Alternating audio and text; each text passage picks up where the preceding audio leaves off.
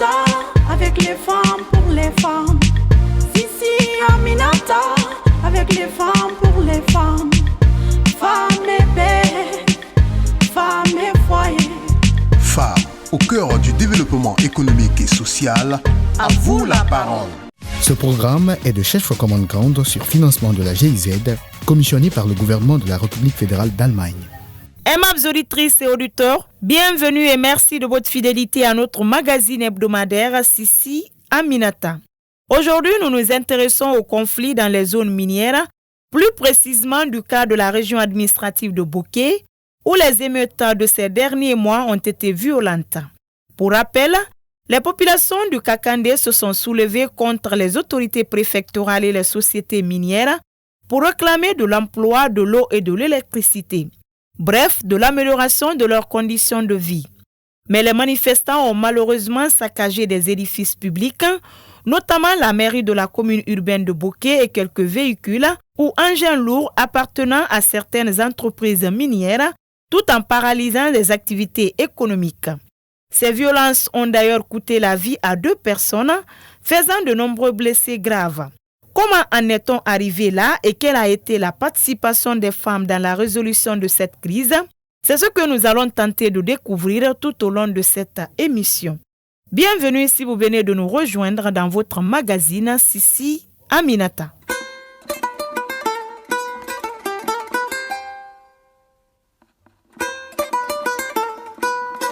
Située sur les bords du fleuve Rio Ninez dans la partie nord-ouest de la Guinée maritime, la préfecture de Boké est une zone minière par excellence. Ces derniers temps, elle fait l'objet de convoitises et a connu l'arrivée de grandes sociétés minières.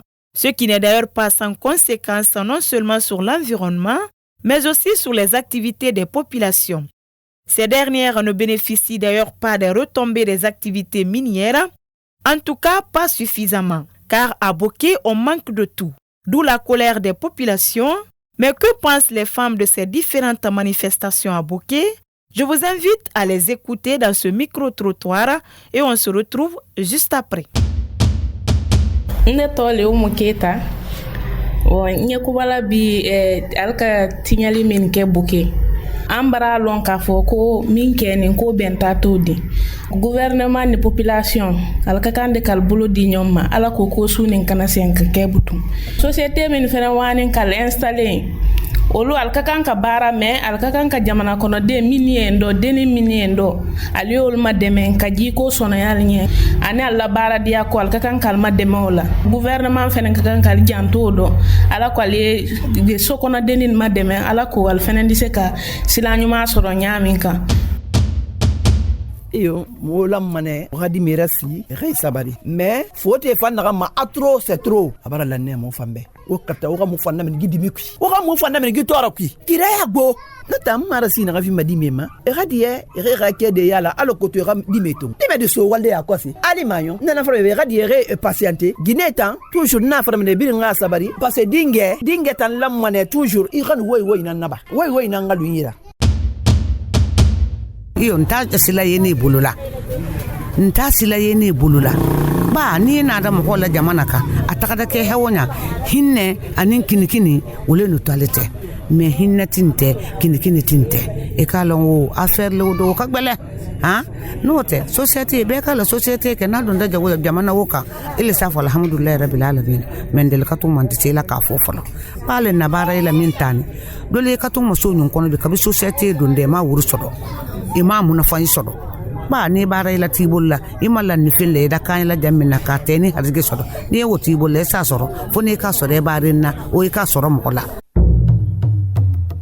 Vous écoutez votre émission Sissi Aminata. Dès l'annonce des violences à Boké entre manifestants et forces de l'ordre, les autorités du pays ont dépêché des délégations pour calmer la situation. Les organisations de la société civile, notamment celles féminines, ne sont pas restées en marge de cette situation.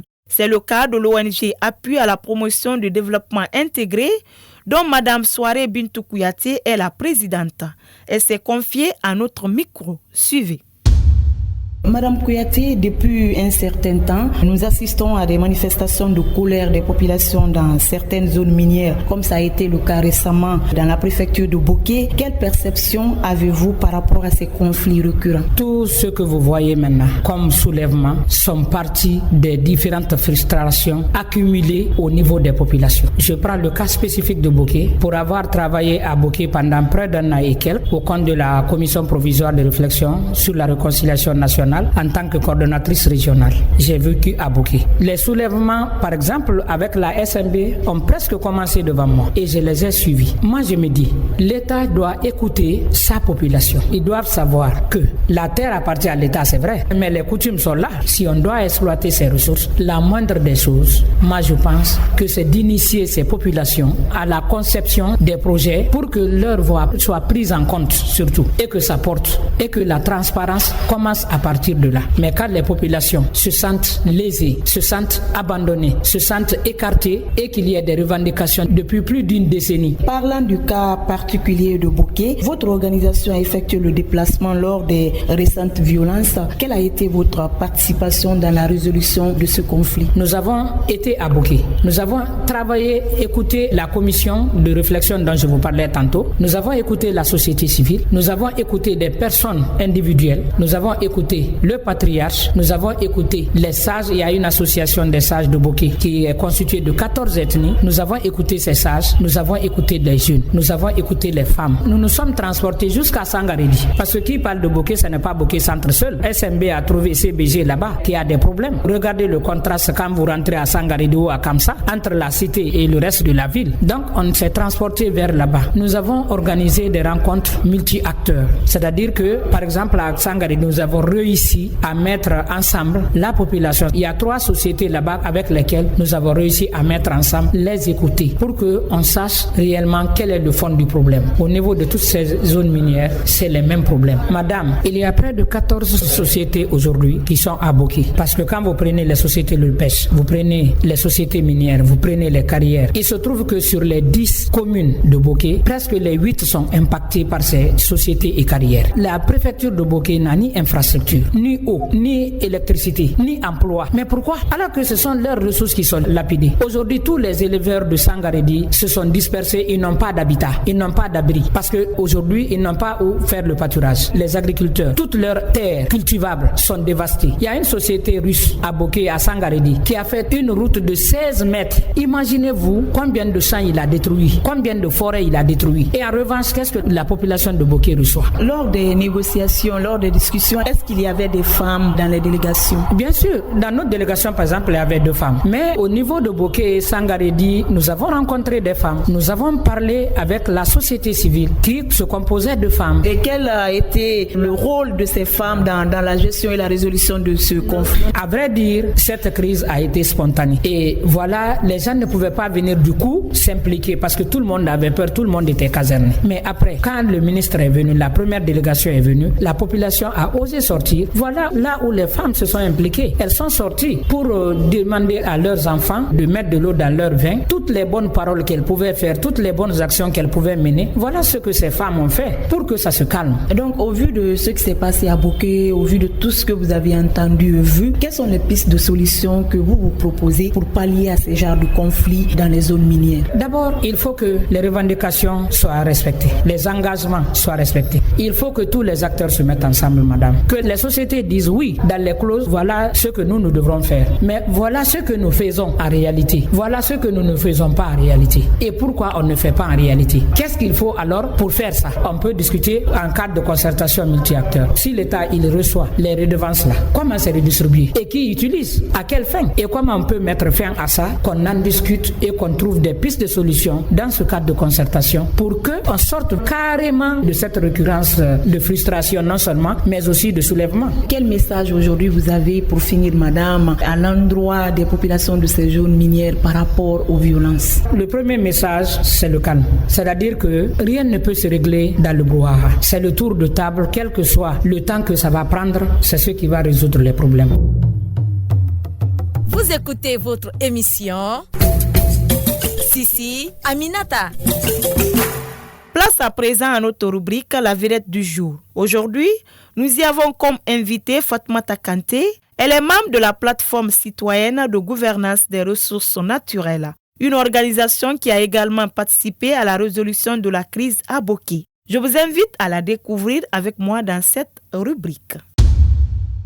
Mademoiselle Kanté, lors des récentes violences à Boké, vous avez participé aux discussions avec les communautés. Quelles leçons peut-on tirer de cette crise? À résumer, nous avons retenu que Boké, globalement, le principal problème, c'est le manque d'application du plan de gestion environnementale et sociale. Plan de gestion environnementale, c'est quoi? Normalement, lorsque les sociétés interviennent dans une localité, ils contribuent à détériorer l'environnement de cette localité. Donc, il est de leur devoir de restaurer après exploitation, ce qui n'est pas fait. Et du côté social, lorsqu'une entreprise, une société quelconque intervient dans une localité, les communautés de cette localité doivent bénéficier en quelque sorte des retombées de cette société qui passe par les redevances, les taxes, etc., etc. Mais nous avons compris que tout cela est versé à l'État, mais l'État à son tour ne faisait pas ce qu'on appelle la redistribution des richesses.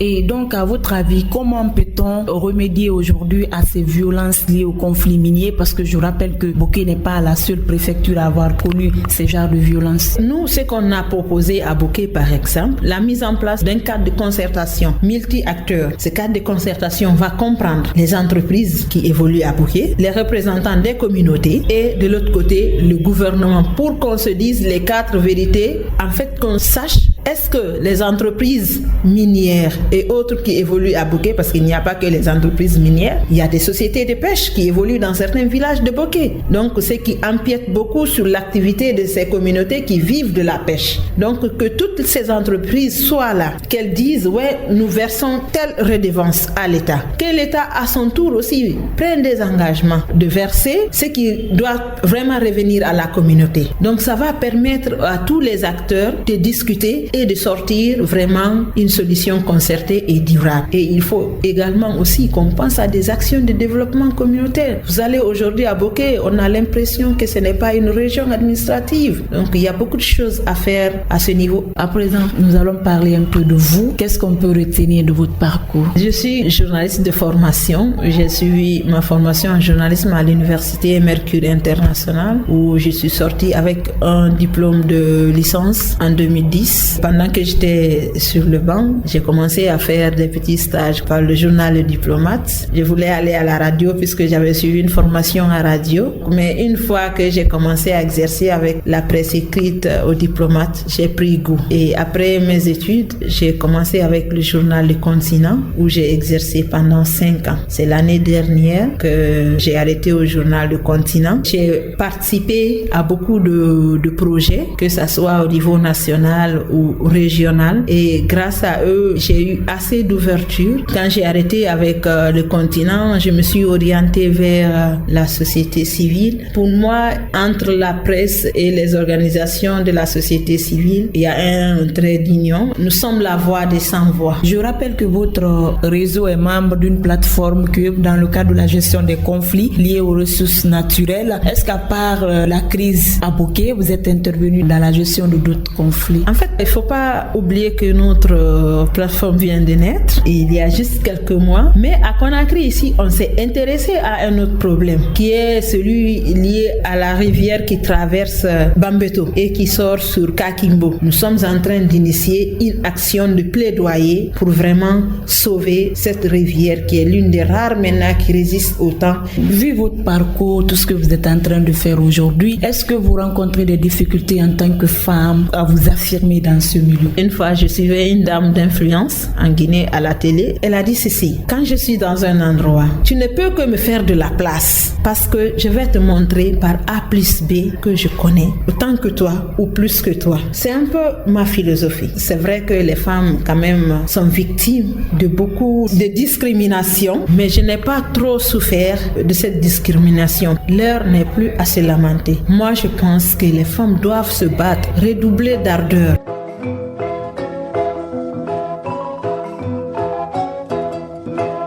Mesdames Mesdames et messieurs, ainsi s'achève votre émission Sissi Aminata. Un numéro qui était axé sur le rôle que les femmes ont joué dans la résolution de la situation de violence qu'a connue Bokeh ces derniers mois. Si vous avez été des nôtres, répondez à l'une de ces deux questions. Qu'avez-vous retenu de cette émission? Comment peut-on mettre fin au conflit dans les zones minières? Envoyez-nous vite un SMS au 622 31 39 81. Mes chères dames, quand on veut, on peut. Allez les femmes! Sissi Aminata, avec les femmes pour les femmes. Sissi Aminata, avec les femmes pour les femmes. Femmes et paix, femmes et foyer. Femmes au cœur du développement économique et social. À vous la parole.